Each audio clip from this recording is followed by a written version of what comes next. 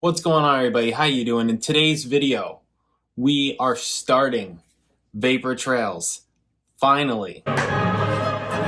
Some of you are disappointed that I'm not doing Disc 3 right now. I promise you I will do it unless I get hit by a bus. But I will do it after I'm done with the discography.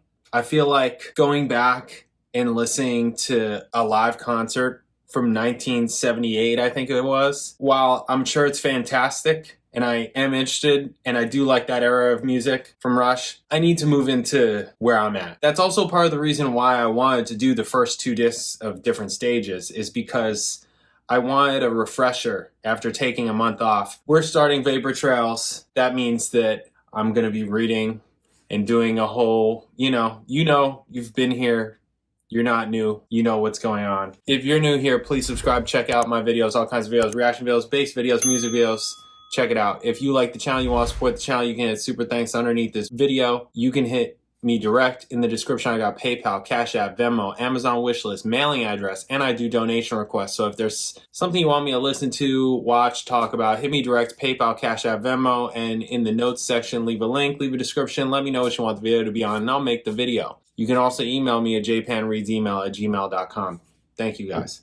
All right. Thank you to everybody who's been hitting me with requests. I know that I just did that whole, hey, I got a minimum now, and that is kind of important because I'm doing, how many videos am I doing a week?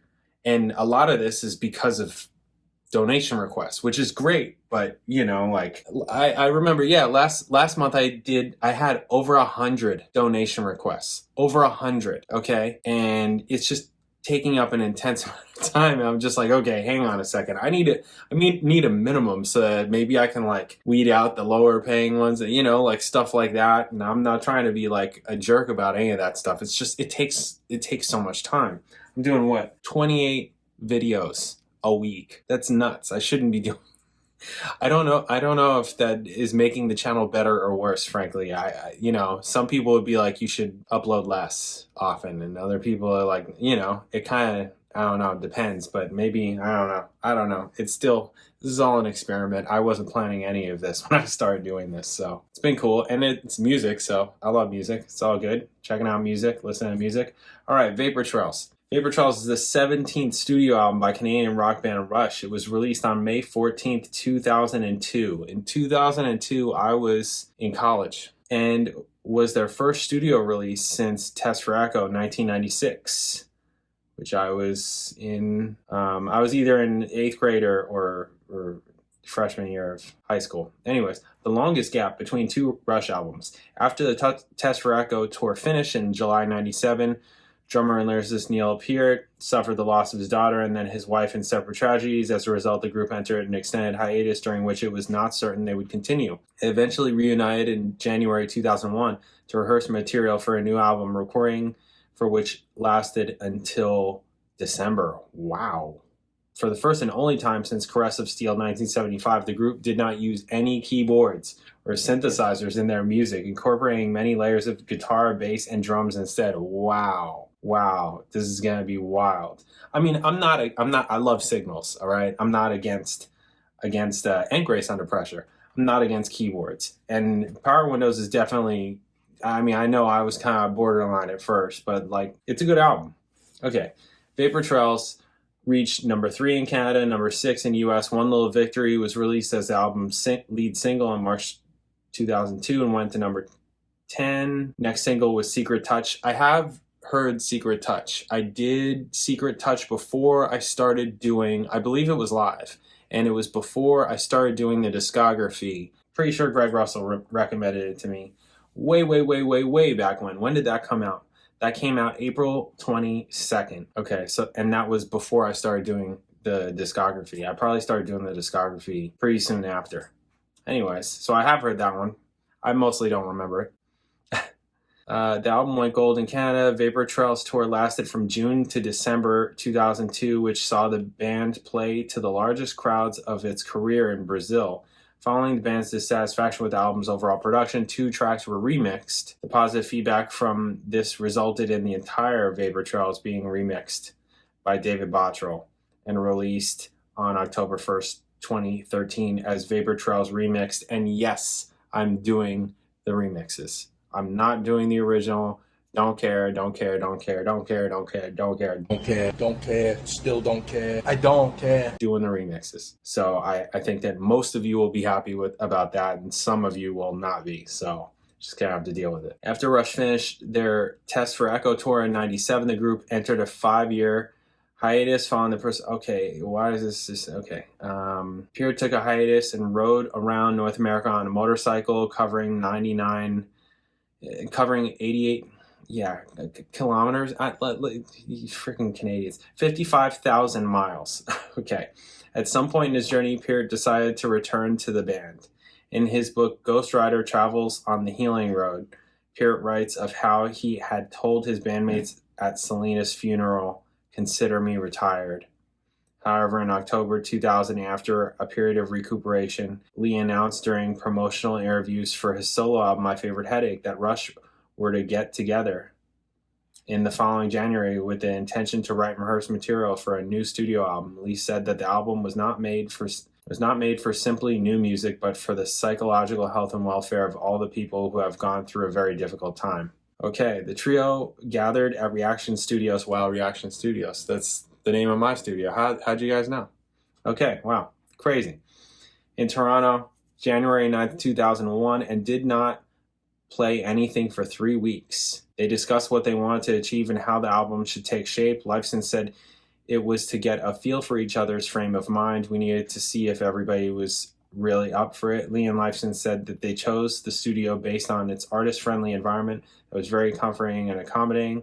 Among the topics discussed was the album's musical direction, which became a source of difficulty as initially there was little agreement on what it should be. Upon reaching a consensus, Lifeson said the three found common ground on every aspect of the recording. The band started working, adopting a 3-week on, 1 week off schedule with no one present apart from a technical assistant. The group was hopeful there was still chemistry amongst them to make an album. They adopted their usual method of writing, with Lee and Lifeson working together on musical ideas in the studio control room while Pierre worked elsewhere on the lyrics, this time using a pen, paper, and a computer. Pierre wrote about their attitude towards the sessions. We laid out no parameters, no goals, no limitations, only that we would take a relaxed, civilized approach. Pierre looked through a scrapbook of notes and phrases he collected and explored ways of connecting them together to form a complete lyrical idea. Lee and Lifeson developed ideas largely through jam sessions, typically kicked off by setting a pattern on a drum machine and playing along, recording every session using Logic Pro. This was to avoid making a demo tape of a collection of songs and re-record them at a later point. This way, early takes become the basis of the songs, which kept the music fresh, using as many original takes where possible. Okay. After several weeks, Pierre presented the ideas he'd formed, but Lee and Lifeson had not put down any concrete pieces of music. Pierre recalled they were not yet serious and still wanted to play and explore ideas, as sifting through what they had put to tape was a tedious process and disrupted their creative flow. Pierre had completed 6 sets of lyrics at this point, but was not getting feedback from his bandmates as he had before, so he paused on lyrics and focused on his book, Ghost Rider Travels on the Healing Road. Wow. The three became dissatisfied with what they'd come up with and thought it was too forced, which led to their decision to take some weeks off. They felt refreshed and more focused upon resuming, were able to work out complete songs and not just sections. The songs that emerged from these early jams were Peaceable Kingdom, Ceiling Unlimited, and Nocturne, and they contained some parts put down from the original takes. According to Lifeson, no tracks were completely re-recorded.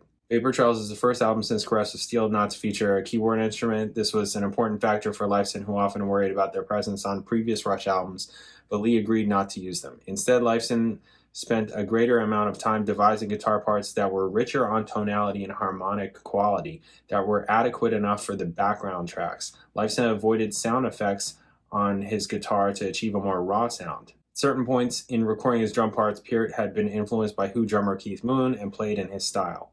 After taking a break in June 2001, Rush began to record their new songs in mid-August. Initially, they decided to write 13 tracks for the album and pick the best 10 or 11 for the final selection, but when the time arrived, they agreed to include all of them. They were joined by English producer Paul Northfield, who had worked on several previous Rush albums, and assisted in the arrangement to some tracks when the group felt stuck. The band are credited as co-producers. In December 2001, the group left the Reaction Studios and started mixing the album at Metalworks Studios with David Leonard. Mixing was completed in March 2002, after which it was sent to Masterdisc in New York. Okay, Rush chose him having liked the sound of the other albums that Weinberg had worked on, right? Masterdisc in New York City for mastering by Howie Weinberg. Okay. The production of Vapor Trails has been criticized by the band themselves, critics and fans alike, because of the album's loud sound quality. It was overly compressed audio levels during mastering, which generates additional digital distortion during the CD production. The trend known as the loudness wars was very common on modern CD production at the time. Alex Lifeson stated, "It was a contest and it was mastered too high and it crackles and it spits and it just crushes everything. All the dynamics gets lost, especially anything that had an acoustic guitar in it." Yeah. Okay, I think we're ready. I think we're past ready. I think we're a couple of months past ready. We're like a month and a half past ready. Let's get to this. So this first track is One Little Victory. So let's get to this. Bam.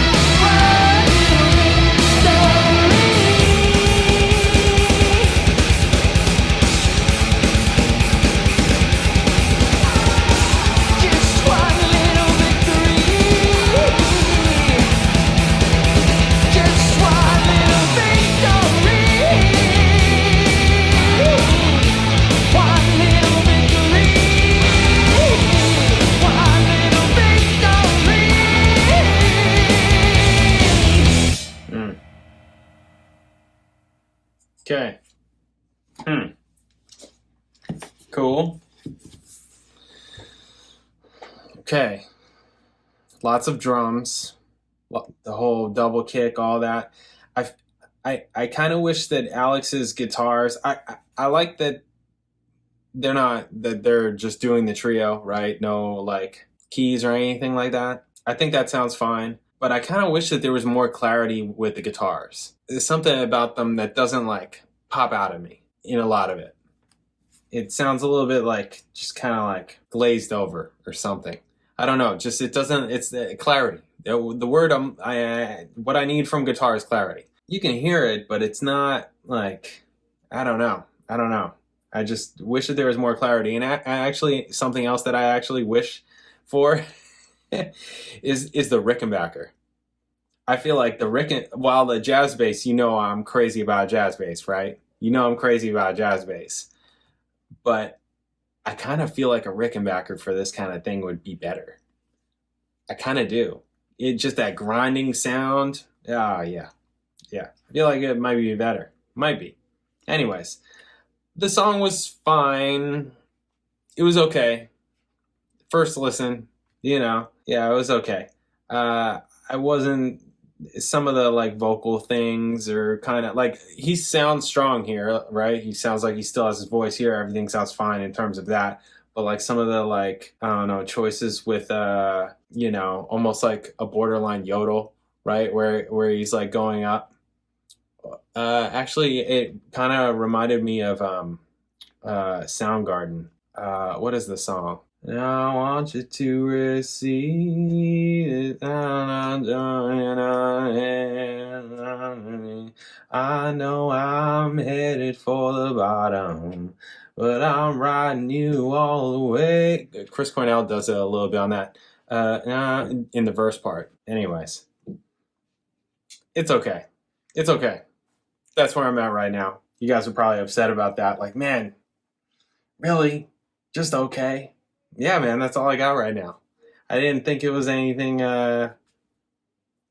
insane. I mean, there was some heavy parts. I like the other part where it was like the guitar had this like it was at the beginning and at the end where the guitar played this like kind of like these arpeggios where it was like kind of mysterious sounding. Right, it was kind of like ooh, right. That was nice, and yeah, there were parts where I was like, oh, this is pretty heavy.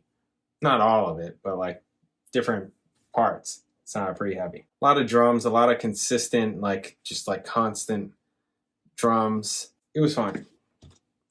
First reaction, first listen. This was the single, and Secret Touch was the single. Okay, we'll see. That's what I got for now. All right, what's next? Ceiling Unlimited. Okay, we'll see how this goes. All right, guys. Thanks for watching. I'll catch you in the next video.